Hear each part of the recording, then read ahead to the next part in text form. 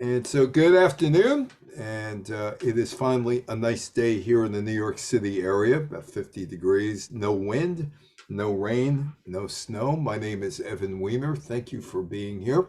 And International Women's Day was on March 8th. It's International Women's Month. And looking back at women who made their mark in sports, and yeah, even Mary Queen of Scots did. She was allegedly played golf. Now, I don't know what her scorecard was, or if it was, if she shaved if she shaved something off, or if somebody else was keeping score for her. But she did play golf back in the day. Gertrude Ederle swam the English Channel. Babe Dietrichson Zaharias was a great, great athlete. She was in the 20th century, first half of the 20th century, she was considered by Associated Press as the greatest athlete between 1901 and 1950. And there's Althea Gibson, tennis player, Wilma Rudolph, track and field, Billie Jean King, and this is the poster for the 2023 US Open, which will take place in late August and September in New York, celebrating 50 years of equal prize money, 1973 through 2023. Serena Williams, who is the best player of her era. But go back to the private clubs here in Westchester County, New York, and the playgrounds of the Vanderbilts and the Carnegies and a whole host of others. Golf develops in Westchester County, New York, in the United States, and for one simple reason: there was a lot of land available in Westchester County. And the other thing is, these guys had railroads, and the railroads went into Westchester County. So the railroads would go in, it would be they found a plot of land, plot down the golf course, and you're there. And it's mostly farmland at this point in the county next to the Bronx, right up the road from Manhattan. The Playground of the Rich. In 1897, the St. Andrews Club purchased new property at Mount Hope, which is on Jackson Avenue today in Westchester, near Scarsdale, and built an 18-hole course. Members at the time included Andrew Carnegie and the architect, Stanford White. Jack Nicklaus redesigned that course in 1983, and there I am interviewing Jack Nicklaus 40 years ago when he talked about the course and what he was going to do with America's first golf course, real golf course. Carnegie played there 1899, and so did the guys who brought golf over from Scotland, Lockhart and others, John Reed. Women were not welcome at that golf course, but a lot of them had money. Yonkers back in those days had mansions on the Hudson River. There's a lot of money in Yonkers, and these women were married to the men who had the money and said, "You're not going to let us play golf at your place, St. Andrews. We're going to show you," or other little courses that popped up. 1895, John Reed's wife, Elizabeth, and several other St. Andrews women leased land on North Broadway and established the Skag Hill Country Club. It moved over to a site overlooking the Hudson River, and by 1896, it had more than 100 members, mostly women, but there were also men members. And there was also something else about this course that was kind of notable. It was open on Sunday, and there is the Skag Hill Golf Course. Sunday golf, can play golf Sunday. Jury at Yonkers finds player not guilty of breaking the law. The jurors congratulated on their decision. Attorney and judge have a warm tilt. I'm not sure how warm it was, but it was special to the New York Times. This report, Yonkers, June 7th. In a courtroom crowded with prominent residents of this place, the question as to the right of man to play golf on Sunday in Yonkers was decided here today by the discharge of Benjamin Adams.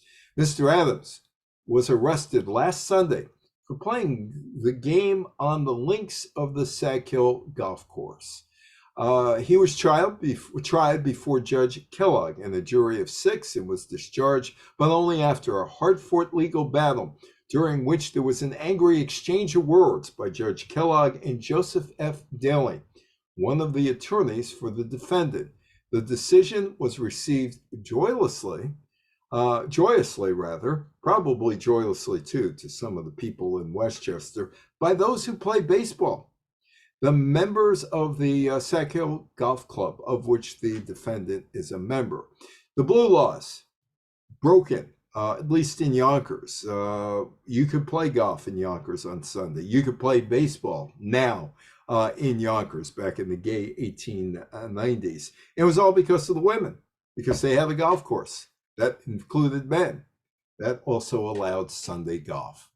That's an Olympic tennis player, year 1900, dressed from head to toe, literally, with a skirt or dress that is basically touching the ground, and she's got her arms covered, and there she is. She is a tennis player.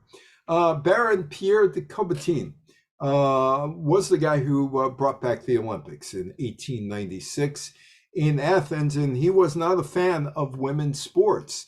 The IOC president, Baron Pierre de Coubertin, tried to marginalize women's sports. After the 1912 Stockholm Games, he and many of his IOC colleagues believed an Olympiad with females would be impractical, uninteresting, unaesthetic, and improper. Funny thing about it, in the United States anyway, on TV, both the Summer and Winter Olympics, on NBC, the over-the-air NBC, as opposed to the streaming service or cable, whatever, women are front and center during prime time, whether it's in the summer with gymnastics or in the winter with ice skating. The 1914 IOC General Session made it clear no women to participate in track and field, but as before, allowed to participate in fencing and swimming. Alice Milliet was from France, and she was not happy with the IOC. She was part of the rowing team, and she decided, along with other women, this cannot stand. We're going to do something about it, and we're going to show you. And they did. The Women's Olympics as an alternative to the male-centric games.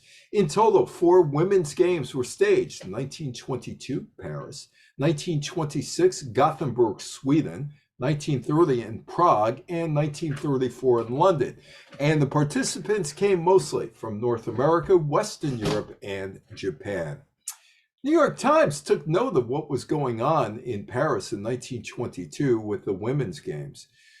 This is the story in the New York Times. 1922 was notable for the development of women athletes in all branches of competitions fitting to their sex. Remarkable progress was made by them, and almost overnight, they assumed a place of greater prominence in the world of athletics. And the Times was right. But things were happening because of World War I. The munition factories, and there is the munition factory, a munition factory over in Europe. World War I broke out in 1914, not with the United States participation. The United States waited until 1917 to get involved, Woodrow Wilson. At Dick Car and Company, a Preston-based England locomotive and tram car manufacturer that had converted to munitions production at the outbreak of World War I in 1914, football was played. The female workers who replaced the men who were off to war at the business were allowed to play soccer on the facility's grounds. And they showed an ability to play the game. They got people's attention too. Dick Carr's ladies beat rival factory Arundo Courthart 4-0 on Christmas Day, 1917, with 10,000 people watching at Preston North End's Deepdale Stadium. Boxing Day, December 26, 1920, 53,000 people watched Dick Carr's ladies beat St. Helens ladies 4-0. And there they are, Dick Kerr's ladies. Looks like prisoner garb in black and white. Dick Kerr's ladies football team. And they were good. After the war, Dick Kerr's ladies played matches to raise money for the National Association of Discharged and Disabled Soldiers and Sailors, winning most of their games. And that is Lily Parr. She smoked on the field. She cursed like a sailor, but she was a great player. One of the greatest players ever on the pitch. 1921, Dick Kerr's ladies was at its popularity peak. Lily Parr was a football star, and the team regularly attracted tens of thousands of fans to more than 60 games a year. Parr started her career with Dick Kerr at the age of 14, scored 43 goals her first season. The team played 928 matches, won 758, lost 24, 46 ended in ties. In that time, they scored more than 3,500 goals, and Parr scored about 1,000 of them. England ends women's soccer literally around the globe. Why? It's becoming too popular.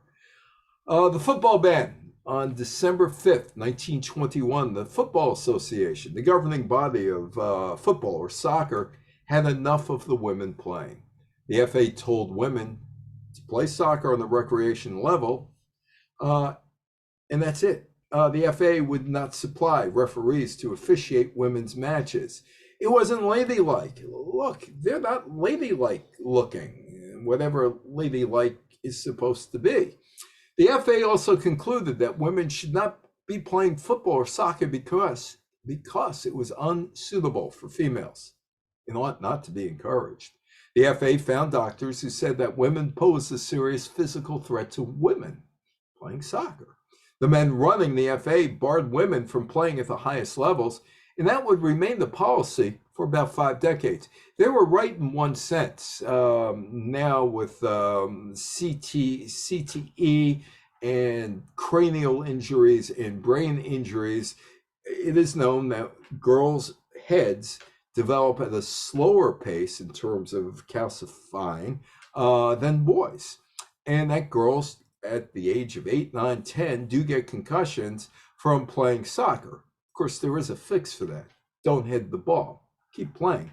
Don't head the ball. 1969, as women's liberation and protests accelerated globally, the Women's Football Association was formed. Back on the pitch. The FA bowed to pressure and ended its restrictions on women playing at its stadiums in 1971, and that marked the start of the modern age of women's soccer. The Fairway Flapper. For anybody who read The Great Gatsby, this might be of interest. That is Edith Cummings, and that is the cover of Time magazine, August 25th, 1924. Edith Cummings. First woman ever to be, first female sports or athlete ever to be on the cover of Time magazine. Times are changing. In the early 1920s, American golf champion Edith Cummings became the first female athlete on the cover of Time magazine. Gertrude Ederle proved that a woman could be the man in one of the most physically demanding swims in the world, the English Channel. But there is Cummings. Take a look at what she is wearing. A hat, a sweater, a dress, almost to the ground. Shoes, there she is. She grew up around golf courses in Lake Forest, Illinois, outside of Chicago. One of her first tournament victories was at the age of 17. Her brother Dexter captured the intercollegiate title twice in the 1920s. But it was a 1924 victory at the Women's Western Amateur that made her famous.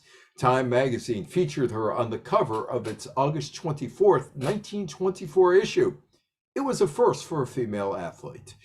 Oh, The Great Gatsby. Apparently, somewhere along the line, F. Scott Fitzgerald hooked up with Edith Cummings and formed a friendship. And she ends up in The Great Gatsby.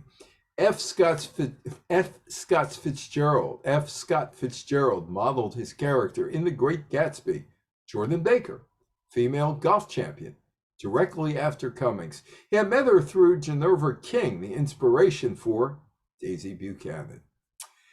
It can be argued that Gertrude Ederle was the first woman's sports superstar. Well, maybe Lily Parr was as well. Maybe both of them in conjunction were the first women's superstar, but at least in the United States, it was Gertrude Ederle. She was born in October of 1905. She learned to swim at local New York City the local New York City public pools, and at the New Jersey beaches. Ederle dropped out of school when she was a teenager to swim competitively. She joined the Women's Swimming Association and won her first local competition award at the age of 16. 2 years later, she made it to the 1924 Paris Olympics. She won a gold medal and 2 bronze medals, setting a world record of 4 minutes 58.08 seconds in the relay race at the Paris event. She then wanted to swim the English Channel between France and England. She first tried to cross the English Channel in 1925, but didn't make it all the way. In her second try in 1926, she was better prepared to follow the tides. Well, she didn't want to swim in that bathing suit. Of course, a lot of people didn't really want to swim in a bathing suit that looked just like that. But that was the typical bathing suit back in the 19th century, in the 1800s. Ederle wouldn't wear a traditional bathing suit. Ederle designed a 2-piece bathing suit. Women's bathing suits resembled wool dresses with stockings and shoes when they were designed in the 19th century. No, Annette. No, you don't want to do this, Annette. This is Miss Annette Kellerman. She's an Australian swimmer. She had the audacity to show her bare legs. Prudes. Banned in Boston? Well, wearing a skimpier suit could be illegal. 1907, police at Boston's Revere Beach possibly arrested the Australian swimmer Annette Kellerman for wearing a 1-piece suit that showed her bare legs. There's no official arrest record available, so she may have made up the story. But there is one thing we know about Kellerman. She was the first woman or first person ever to be naked in film. Ederle, there she is. On August 6, 1926, she became the first woman to swim the entire English Channel. Only 5 men had swum the waterway before, the entire waterway before. The challenges included quick changing tides, 6-foot waves, frigid temperatures, and lots of jellyfish. She beat all of the previous men's time, swimming 35 miles in 14 and a half hours. And she was a conquering hero when she came home. First woman ever to get a ticker tape parade down Broadway. Returning to America, 2 million people greeted Ederle with New York City's first ticker tape parade to honor a woman. The president, Calvin Coolidge, dubbed her America's best girl. Fame, though, was fleeting. She was forgotten after Charles Lindbergh's solo flight across the Atlantic in 1927. The Babe Dietrichson Zaharias. Best athlete, first half of the 20th century, arguably. Maybe Lily Parr was, but she only performed in one sport. Maybe Gertrude Ederle was, but she only performed in one sport. She was a multi-sport athlete. She acquired her nickname during Sandlot baseball games with the neighborhood boys who thought she batted like Babe Ruth. She was a talented basketball player in high school. She was recruited during her senior year in 1930 to do office work at the Employees Casualty Company of Dallas and to help the company's semi-professional women's basketball team, the Golden Cyclones. And it worked. She worked there and played basketball. Sort of under the table, paying for a great athlete in the world of amateur sports back in the day. Between 1930 and 32, she led the team to 2 finals in the national championship and was voted All-American each season.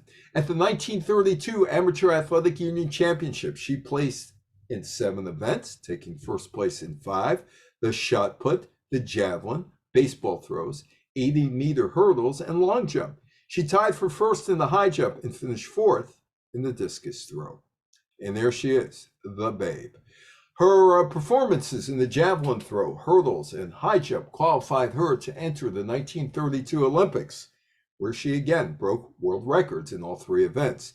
She won gold medals for the javelin and hurdles, and despite clearing the same height as the top finisher in the high jump, she was awarded the silver medal because she went over the bar head first, which was a foul at the time. And she was a great golfer, a natural golfer. Well, she picked up the clubs and she just played well. Fort Worth Women's Invitational, November 1932, her first golf outing. At the Texas Women's Amateur Championship the following April, she captured the title. Complaints from the more socially polished members of the Texas Women's Golf Association led the United States Association to rule her ineligible to compete as an amateur. She was off the streets. She wasn't one of them. She regained her amateur standing in 1943, went on to win 17 consecutive tournaments, including the British Women's Amateur Championship, first American to do so, before turning pro in 1947. Following year, she helped found the Ladies Professional Golf Association in order to provide the handful of professional women golfers with a tournament circuit. She was the LPGA's leading money winner between 1949 and 1951. But there was a dark side to her as well. Tidy Pickett and Louise Stokes made the 1932 United States Olympic team, and they're up there on the top row, but they never competed because of Jim Crow. Tidy Pickett and Louise Stokes were on the U.S. Olympic team in 1936. They were the first African-American women ever on the team. When Pickett ran the 800-meter hurdles in Berlin, she became the first African-American to compete in the Olympics. But in 1932, at the U.S. Olympic trials, Pickett competed in 100-meter dash, winning her heat, placing third in her semifinal. She qualified for the final, where she placed sixth. Pickett was named to the American Olympic team as part of an 8-woman 4x100-meter relay pool. And there is Pickett from Chicago. Louise Stokes, who was also part of the relay pool, and both of them were left out of the final 4 women relay lineup that ran at the Olympics. There is Stokes. Despite Stokes and Pickett qualifying for an Olympic team in 1932, there was a problem. The coach, George Vreeland, selected only white women for the final relay team. There is the babe, javelin thrower, and she's a problem. Heading to LA and the games, the 2 women were sleeping in the train's bunking compartment that they shared. Stokes on the top bunk, Pickett on the bottom. Meanwhile, the babe, one of the most well-known women in sports, tossed a pitcher of ice water on the sleeping teammates. She was opposed to having Negro athletes on the team. It's all about Jim Crow. When the Olympic team stopped in Denver on the way to Los Angeles, they were on the rails. Stokes and Pickett were given a room separate from the rest of the team near a service area on the upper floor and were served dinner in their rooms rather at the banquet for the team. They watched and sat while the American women set a world record in the 400-meter relay and won the gold medal. The duo was replaced in the 4x100-meter relay by 2 white athletes, both of whom performed slower than Stokes and Pickett at the trials. Pickett ended up in education and became a principal. A school in Chicago was named after her. Stokes is in the novel Fast Girls, a novel of the 1936 Winter Olympic team by Elise Hooper. Meanwhile, 1936 games, that is known as the Hitler Games. And there is Adolf Hitler congratulating one of the athletes. From the women's side, there's some interest. Of course, Jesse Owens ran off with the gold medals and disproved Hitler's theory of Aryan supremacy. Blonde-haired, blue-eyed, perfect athletes, perfect bodies, coming from a guy with dark hair and a bad mustache who looked to be a bit out of shape. That's Gretel Bergmann. I interviewed her in 1993. at the New York Athletic Club as part of the USA track and field tour of America that year, and she was one of the prominent people there, along with Bullet Bob Hayes, who was once the fastest man in the world. She was the best athlete in Western Europe, or in Europe, in the mid 1930s, but she was German. This is a problem. We met and we spoke. I did an interview with her back in 1993, along with Marv Schneider, who was with the Associated Press. And I joked with her. I said, you know, the three of us here, me, Marv, and you, 20 years ago would not have been allowed even in the lobby of the New York Athletic Club. Although that's not completely true, because Bob Fischel and Mel Allen of the New York Yankees, the New York Yankees were given memberships at the New York Athletic Club, and they did get in as a group package with the New York Yankees. Anyway, she was denied her place on the Olympic team because she was Jewish. She was sent to London to train for the 1936 Olympics, but called back to Germany. 2 weeks before the Olympics began, the Germans told Gretel Bergmann, well, you know what? You're like Eric Siegel. You're like Daniel Pren. You're Jewish. We're getting rid of you. You're not going to participate.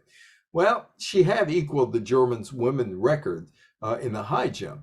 With this action, the Germans sacrificed a chance to win the gold medal. So I have all this background information. And Marv deferred to me. Marv was older than I was. Back in 1993, I was just 37 years old. Marv was in his 50s at that point, close to 60, but he deferred to me. And I only had one question for her. And the question was a one-word question. Why? She was prepared for the answer. I was the great Jewish hope. You got to understand, since 1933, my people had rights taken away from them, their jobs, their houses. We had to wear stars. We were moved. And I figured I needed to give some people hope.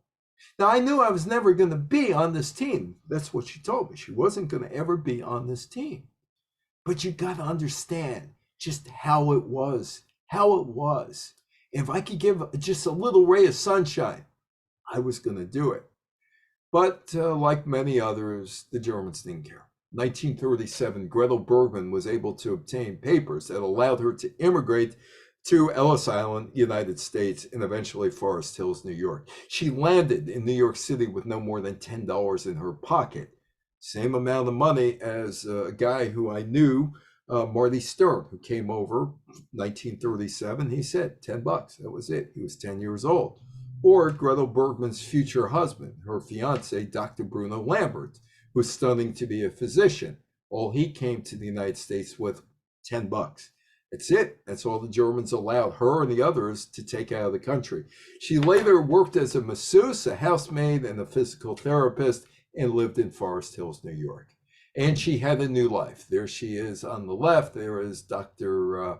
Bruno Lambert on the right. She continued to participate in sports, won the 1937 and 38 U.S. Women's High Jump Championships, and she won the 1937 Shot Put Championship. She married Dr. Bruno Lambert in 1938. She received U.S. citizenship in 1942, and then just drifted into oblivion. She lived in Queens, New York, and really not many people knew about her. But she fades into obscurity until her induction into the Jewish Hall of Fame at the Wingate Institute in Israel in 1980. And all of a sudden, people got interested in Margaret Lambert. The legacy, well, she got a medal at the 1996 Atlanta Summer Olympics. The IOC did something that they normally don't do, like being nice to somebody. There was an HBO special, Ross Leventhal and Michael Fuchs over at HBO convinced her, let's go to Germany.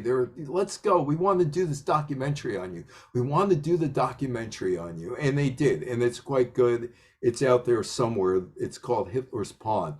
On November 23rd, 2009, her German national record from 1936 was restored by the German Track and Field Association, which also requested she be admitted to the German Sports Hall of Fame. She died at the age of 103 in 2017.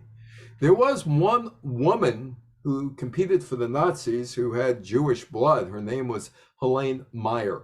And German authorities allowed the star fencer to represent the country at the Olympics in Berlin. She was viewed as a non-Aryan because her father was Jewish. She won a silver medal in the women's individual fencing, and like all the other medalists for Germany, she gave the Nazi salute on the podium. No other Jewish athlete competed for Germany in the Summer Olympics, although there were a handful of Jews who did participate from places like Hungary and Norway and France. Most of them did not end up well. They died in concentration camps, except for Alfred Nakachi, who actually competed after being in a concentration camp in the 1948 Olympics. I knew Marty Glickman.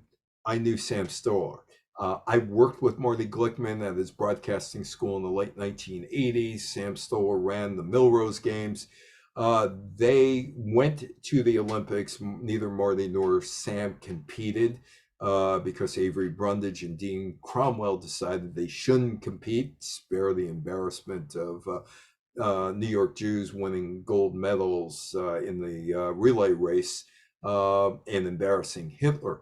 But Marty told me that he wanted to go to stick that medal into the Fuhrer's face, but there were a lot of Jewish organizations that did not want to see any Jewish athletes compete in 1936.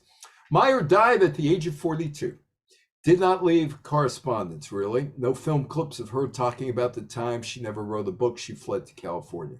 In 2000, Sports Illustrated named Meyer the greatest fencer of the 20th century. During World War II, there was a women's baseball league put together by Phil Wrigley, who had Wrigley chewing gum. He founded the league in 1943, lasted until 1954, and grew from a stopgap war entertainment to a professional showcase for women baseball players. Wrigley was concerned that Major League Baseball would suffer when players who were called for military service in 1941, rather 42, 43, 44, during World War II. And he came up with the bells of the ball game. But they delivered a high level of play, totally unexpected, like the women in England. And at the league's peak in 1948, they drew more than 1 million fans into the stands. They wore short skirts, they wore lipstick. Neither Wrigley or the league's later owner, Arthur Meyerhoff, were ardent women's lib backers. But they put this thing on. The team names include the Milwaukee Chicks, which I don't think would fly today, the Fort Wayne Daisies, the Rockford Peaches. Players were required to embody the highest ideals of womanhood. On the field, the women put on lipstick, played in short skirts. Off the field, they went to charm school and were forbidden to wear trousers or drink alcohol. Here are the players listening to some old guy who played during probably the gaslight era of the gay 90s, imparting his wisdom onto the players. Wrigley got talent from amateur softball leagues for his predominantly Midwestern professional league. During the early seasons, the league used a large, almost softball-sized ball, which was pitched underhanded. By the league's final years, the women's game looked like Major League Baseball in a lot of ways. Teams were using a smaller hard ball and pitchers were throwing overhand. But people lost interest in the league because television came online. A lot of TV stations went on in 1952 because the Federal Communications Commission had frozen license applications in 1948 and spent about 4 full years looking how TV signals impacted one another. But a lot of TV stations came on in 52, 53, 54, and that was the end of the league. It's not the end of a lot of things. because of TV. And those players ended up in recreational softball leagues. Interest in the league came back because of a woman by the name of Kelly Candell.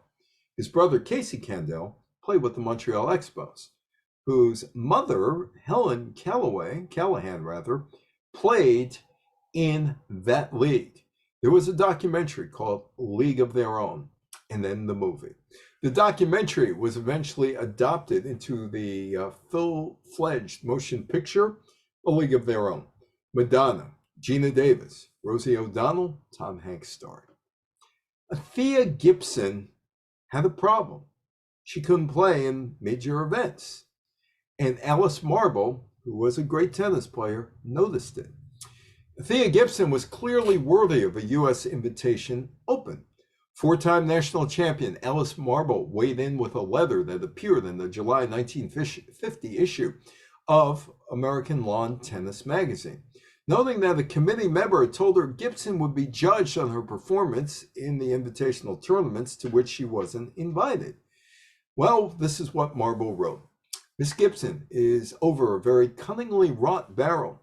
She's not being judged by the yardstick of ability, but by the fact her pigmentation is somewhat different. She's a fellow tennis player, and as such, deserving of a chance to prove herself. Gibson won the 1957 Wimbledon Championship. That is Wilma Rudolph, who was an incredible athlete, who, when you hear about her story, makes her even more incredible. She was one of 22 children. She should never have succeeded. She was constantly surrounded by support and care, which she needed given her poor health. Rudolph survived bouts of polio and scarlet fever. Her illness forced her to wear a brace on her leg. Rudolph's diagnosis was very bleak. My mother told me I would never walk again. My doctor told me I would never walk again. My mother told me I would. I believed my mother. At the age of 6, she began to hop on one leg. By 8, she could move around with a leg brace. At the age of 11, Rudolph's mother discovered her playing basketball outside. She quickly turned to sports, becoming a natural athlete. And there she is, 1960, 3 gold medals. She competed in the 1956 Melbourne, Australian Olympic Games and won a bronze medal in the 4x100 relay. 4 years later, she headed to the 1960 Rome Summer Olympics. Her performance in Rome cemented her as one of the greatest athletes of the 20th century. She won 3 gold medals, broke 3 world records, and became the first American woman to win 3 gold medals in track and field at the same Olympic game. But she's also a civil rights leader, and there she is in 1960. See, the people in Clarksville, Tennessee wanted to do something nice for her. Hometown girl does well. And let's throw a parade. And they tell her, we want to throw a parade, except this is Jim Crow. This is the American South, 1960, and whites and blacks did not mingle. And she said, you know what? I'll do it. I'll do it. But you know what? It's got to be desegregated. And take a look at that picture. National Guard over there, troops behind her, all protecting her during this parade, celebration.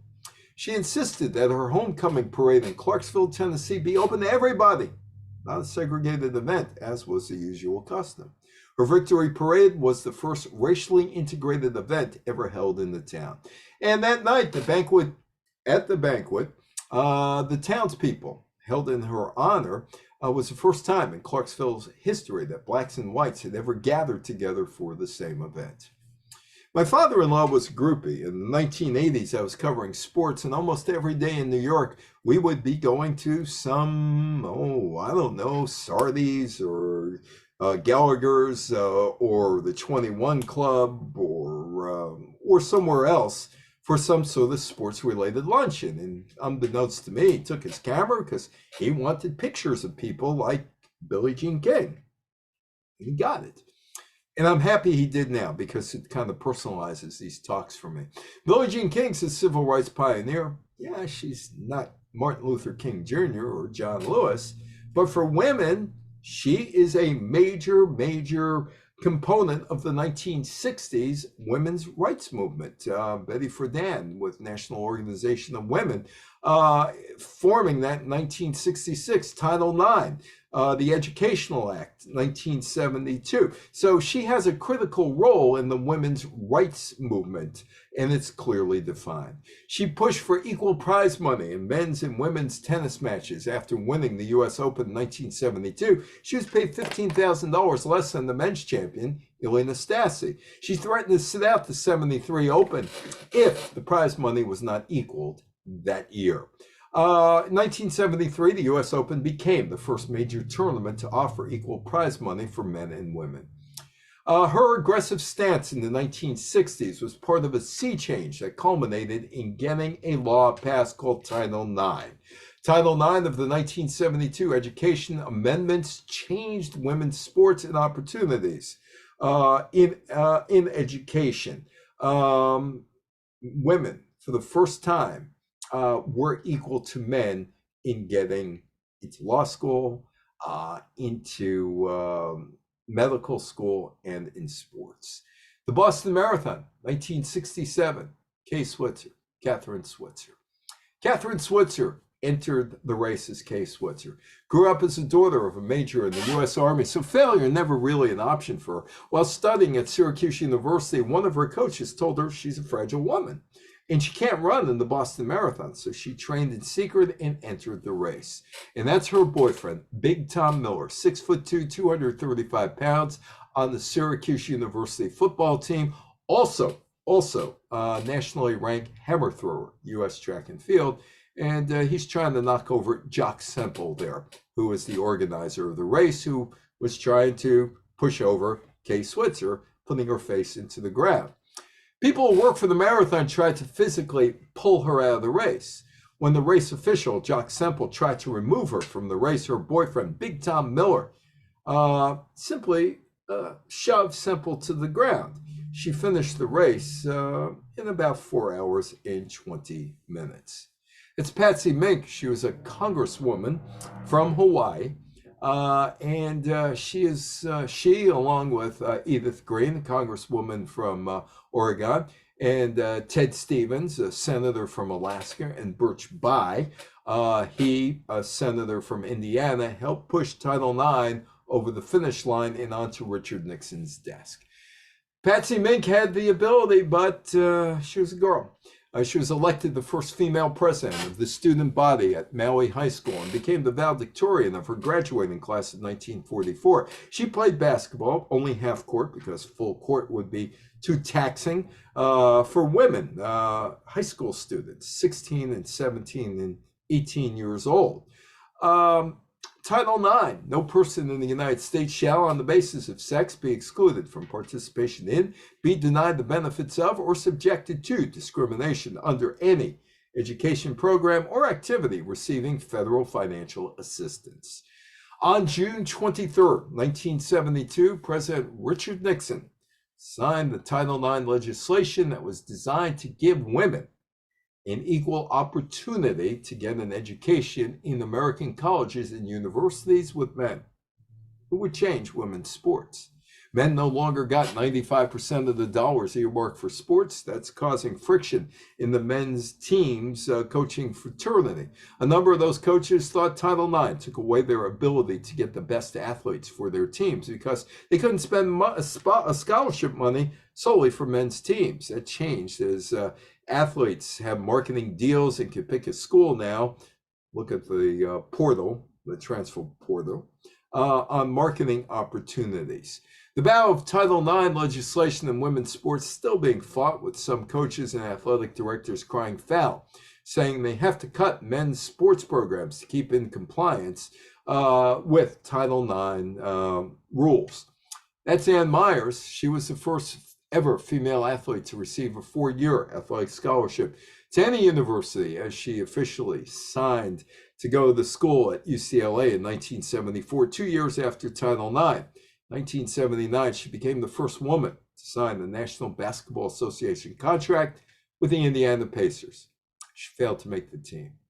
Bernice Guerra was sitting around her house or apartment in Queens in 1965 talking to her husband about being unfulfilled and looking for something to do to making her feel like she was part of something. And her husband said, well, what do you like? And she said, I don't know. And she hit upon baseball. And hit upon the idea of becoming an umpire. 1969, Bernice Guerra received a contract from the National Association of Professional Baseball Leagues to work in the Class A short season New York Penn League. But Guerra received a telegram from the then NAPBL president, Philip Payton, informing her that her contract was disapproved and invalid, or invalid. Baseball executive Ed Darr, they claimed that umpires needed to be 21 to 35 years of age, a minimum of 5'10", and weigh about 170 pounds.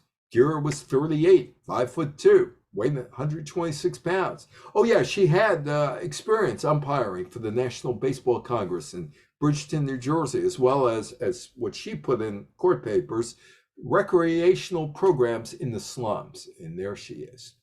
On June 24th, 1972, after 3 years of court battles, she gets on to a minor league baseball field. When she umpired the Class A minor league game between the Geneva Rangers and the Auburn Phillies of the now defunct New York Penn League. Major League Baseball got rid of that a couple of years ago, saved money. Guerra was greeted at home with protests after getting her assignment. At the hotel, rather. Can you imagine this? Guys going to the hotel and throwing rocks at her room and breaking windows. What kind of mentality is that? She was berated by Auburn manager Nolan Campbell for reversing a double play call. She resigned between games of a doubleheader, citing lack of cooperation from her fellow umpires. Campbell told her, "You should be in the kitchen peeling potatoes." Bernice would always say, "I could beat them in the courts, but I can't beat them on the field," said her husband, Steve Guerra. There was criticism of her for quitting, saying that she would set the women's movement back. But she once said, "How could I get into a door that was always slammed in my face?" She got in, but she got out. You've come a long way, baby, to get to where you are today. You got your own cigarette now, baby, and you even have your own tennis circuit. Not all were accepting of women's tennis, at least the tour. The first woman-organized tour could never find a sponsor, except for Philip Morris. Despite the 1964 Surgeon General's report that cigarette smoking was harmful to smokers' health, the only company willing to put up money was Philip Morris for the Virginia Slims brand. The tour took the money. The Virginia Slims circuit was formed in 1970. 9 players rebelled against the United States Lawn Tennis Association due to the wide inequity between the amount of prize money paid to male tennis players and female players. An unsanctioned Houston tournament was scheduled, and the tennis establishment didn't like it. They threatened to bar renegade players from the majors. There is Billie Jean King. I love Billie Jean King. She is bright, she is honest, she is funny. She'll tell you what's wrong, but she's great to be with, just to hang around with. She's a great person to hang out with. The 9 who are planning to play in the unsanctioned Houston tournament put their careers on the line. King, Rosie Casals, Nancy Ritchie, Peaches Barkowitz, Kirsty Pigeon, Valerie Ziegenfuss, Judy Heldman, Carrie Melville Reed, Judy Taggart Dalton. They played. The establishment backed down. I believe, and she also talked about why she had to take the money. It was blood money. That's what it was, from the Philip Morris. Nobody else was knocking on their door to give them money, and they kept getting doors slammed in their face. I believe in the free enterprise system. It's up to the woman herself to make that choice whether to smoke or not smoke. The most important thing is that we're well informed and that we make our own decision. This was in Boston, 1983, at a group called GASP, a group against cigarette smoking, protest. It was blood money. Erlen Merlot, the director of marketing and communications for Philip Morris USA, which made and makes Virginia Slims, know that the company had earlier sponsored the tour from 1971 to 78.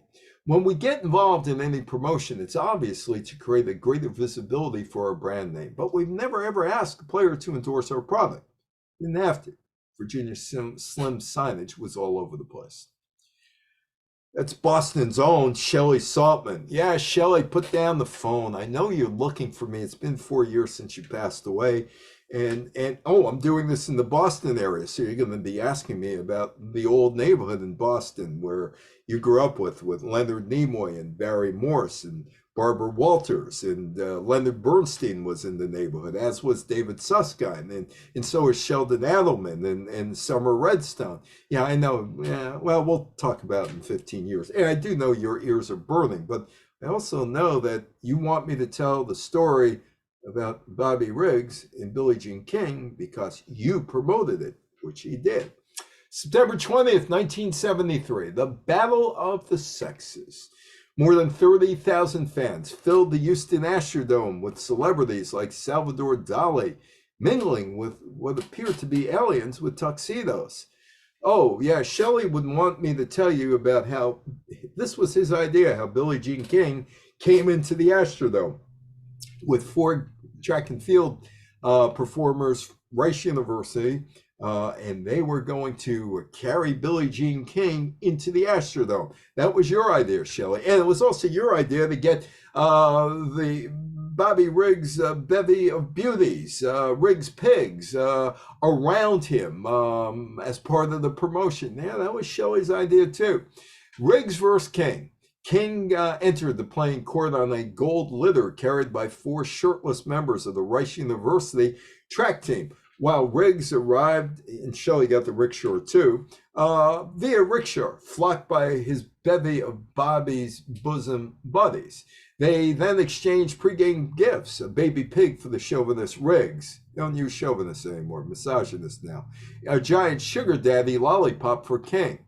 And they went off and they played. I was asked Billie Jean King, I said, this was a no-win situation for you. Yeah. If I won, I'd be the 55-year-old guy. If I lost to a 55-year-old guy. But that was in 2008. Back in 1973, it was different. Remember, Title IX had just passed. I really didn't want it to be weakened. I thought with Margaret Court losing to Bobby Riggs in an exhibition would be a good chance for some of the people to start jumping on the bandwagon to weaken Title IX, hurt our tour, hurt women's sports, the women's movement.